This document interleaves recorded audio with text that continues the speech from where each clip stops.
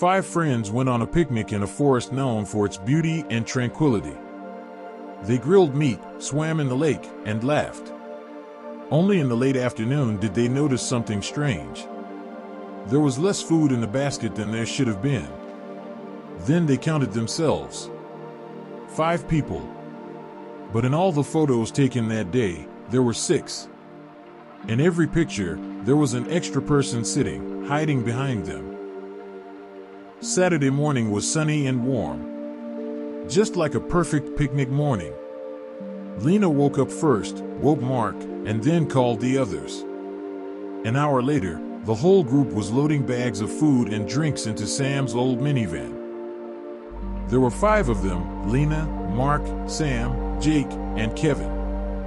Friends since high school, they saw each other almost every weekend but rarely had the opportunity to get out into nature. Today was just such a day. "Aren't you forgetting anything?" Lena asked, counting the bags. "Meat, coal, water, beer," Kevin said. "We have everything." "Then let's go." Sam shouted and started the engine. The drive took about an hour. They entered the forest, drove down a couple of dirt roads, and stopped in a clearing next to a small lake. The water sparkled in the sun, birds sang, and the air smelled of pine and freshness. "Perfect," Jake breathed. They unloaded the bags, spread out blankets, and fired up the grill. Kevin pretended to be a chef, Lena chopped vegetables, and the others drank beer and relaxed on the grass. "Let's take a picture," Mark suggested, pulling out his phone. For the record. He snapped shot after shot. Funny selfies, wide shots, photos with the lake in the background. No one noticed a glimpse of someone's silhouette in the distance, behind the trees, and some of them. Photographs. Time flew by. They swam, played ball, and grilled meat. Late in the evening, as the sun began to set, Sam reached for another piece. "Hey, where's the meat?" he asked in surprise, peering into the empty box. "Did we eat it all?" Lena frowned. "I thought there was half left." "And less beer than there should be," Mark added, counting the bottles. Kevin shrugged. "We're just hungry. We ate a lot. It happens." But Lena thought it was strange. She distinctly remembered there were about 4 kilograms of meat. They probably ate half. Where did the rest go? "Okay, let's go," Jake said. "It's getting dark." They started packing. Then Lena, rummaging through her bags, suddenly froze. "Guys," she called. "How many of you are there?" 5, Sam replied without turning around. "What?" "Just count." They exchanged glances. Sam, Lena, Mark, Jake, Kevin. 5. "Exactly." "So?" Kevin asked, confused. "Then why 6 mugs?" Lena pointed to the bag with dishes. Indeed, there were 6 mugs. Even though they'd taken exactly 5. "Spare," Mark dismissed. Always looking for trouble. But Lena wasn't satisfied. Lena rummaged through her bag and pulled out the camera she'd used before. She turned on the photo editor. In the first photo, they were standing by the car. 5 of them. Everything looked fine. In the second, by the lake. Also 5. In the third, Kevin was by the grill. 4? No, 5, just someone in the shadows. Lena scrolled further. And froze. In the fourth photo, where they were sitting on a blanket, there were 6 people. The 6th was sitting at the edge, almost out of frame, but his face was visible. A young man, pale, with dark eyes. He looked straight into the camera and smiled. Lena showed the photo to her friends. "Who is this?" she asked. Everyone stared at the screen. No one recognized the guy. Photoshopped? Jake suggested. Is someone making fun of me? Who is making fun of me? Lena shook the camera. I took the picture. There was no strangers in it. They scrolled through the rest of the photos. In every long shot, the guy was there.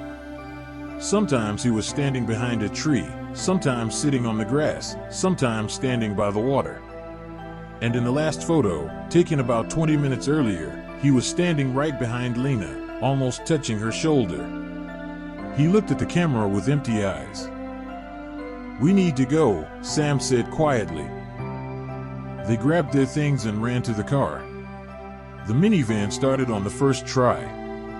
Sam stepped on the gas, and they sped away from the forest. They were silent the entire drive. Only when they entered the city did Lena exhale. What was that? No one answered. And suddenly, Kevin, sitting in the back, asked, "Where's my jacket?" Everyone turned around. Kevin was wearing a t-shirt. The jacket he'd arrived in was gone. "Forgot it in the clearing," Mark said. "I didn't forget it. I took it off while I was grilling. I hung it on a branch. And when I started packing, it was gone. Maybe the wind blew it away?" There was no wind. Lena took out her camera again and turned on the last photo. The one with the guy standing behind her. She zoomed in and felt a chill. Kevin's jacket was hanging on a branch next to the grill, and a pale face peered out from behind a tree. It looked at them and smiled. "He took my jacket," Kevin whispered. "Why?" Silence fell over the car. Everyone was thinking the same thing. If this man had been with them all day, eating their food, drinking their beer, standing behind them, then who was he? And where was he now? Jake glanced back. He thought he felt a presence in the darkness of the back seat. He turned on the light. No one. Only emptiness. But when he turned back, a pale face briefly flashed on the windshield, emerging from the forest. It was pressed against the glass, smiling and waving. In its hand was Kevin's jacket. Jake screamed.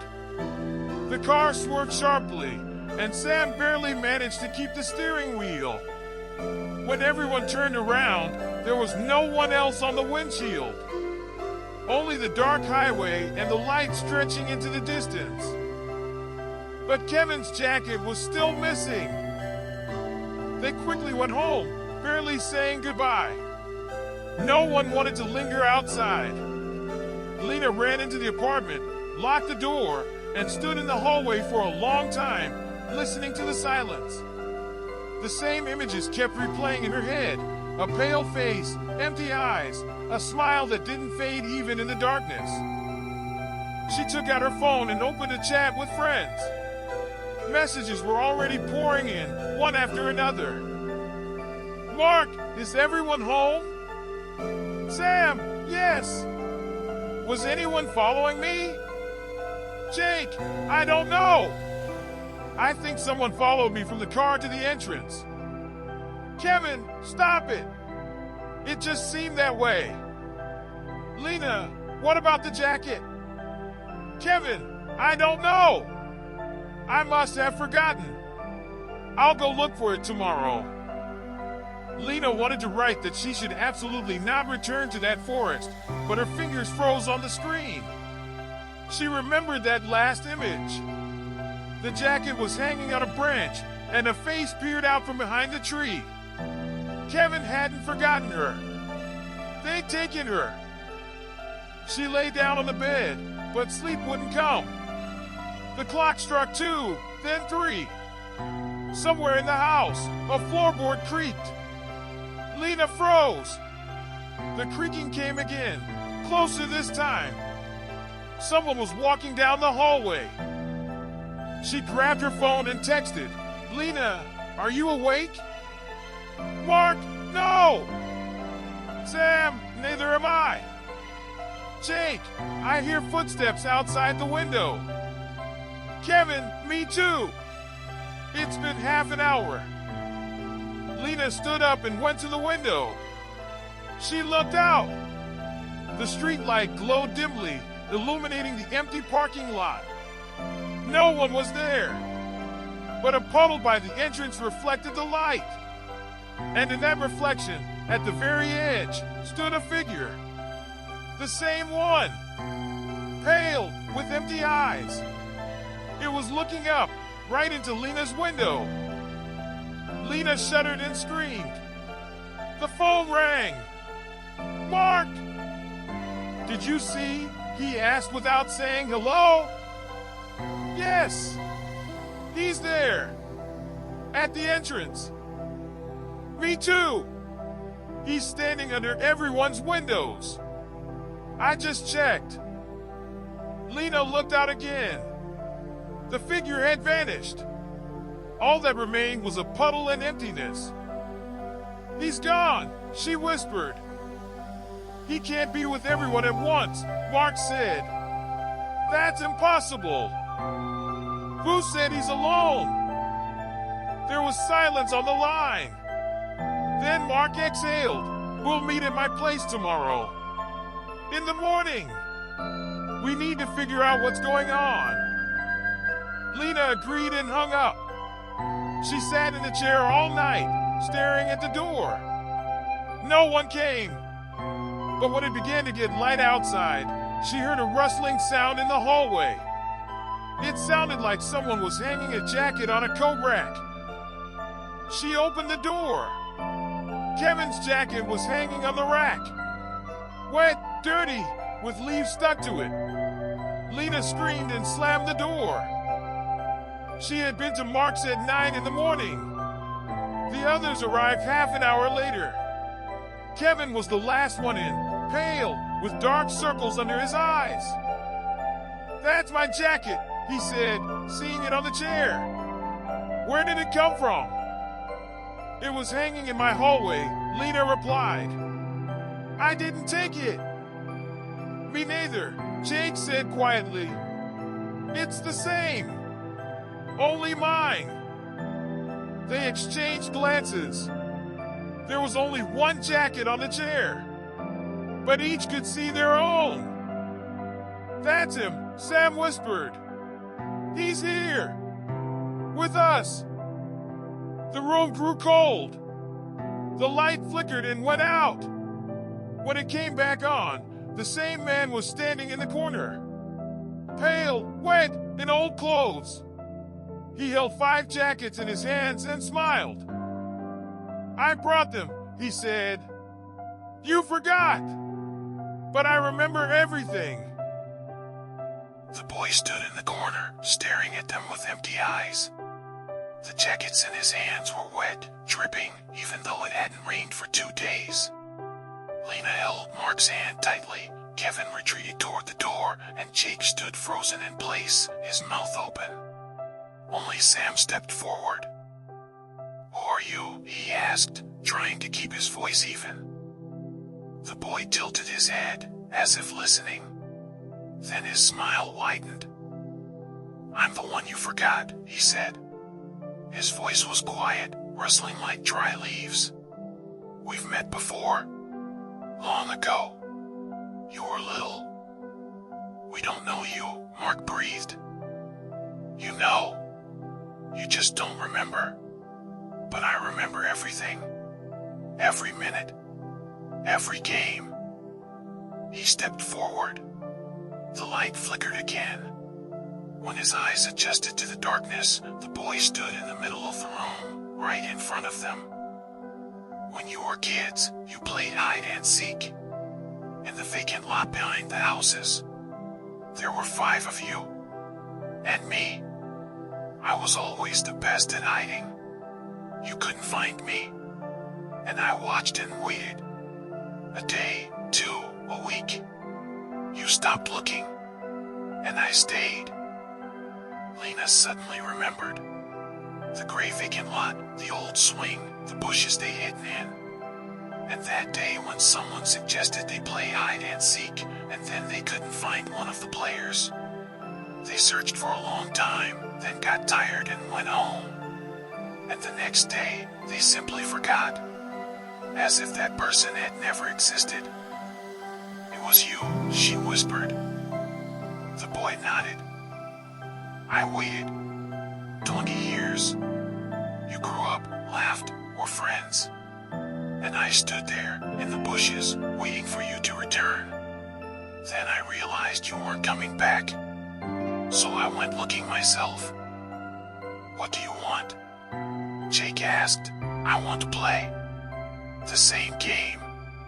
You hide, I search. Only now for real. The one who doesn't hide is mine. He raised his hand, and the light went out. Kevin's scream rang out in the darkness, then the sound of someone falling, and then silence. Lena rushed to the door, but someone grabbed her hand. Cold fingers squeezed her wrist. I found you, a voice whispered in her ear. She screamed and woke up. The sun was shining through the window. Lena lay in bed, drenched in sweat. Her heart was pounding. A dream. Just a dream. She stood up and went out into the hallway. Kevin's jacket was hanging on the coat rack. Dry, clean. Lena exhaled. The obsessive thought had passed. The phone rang. Mark. Lena, he said. Are you okay? I'm fine.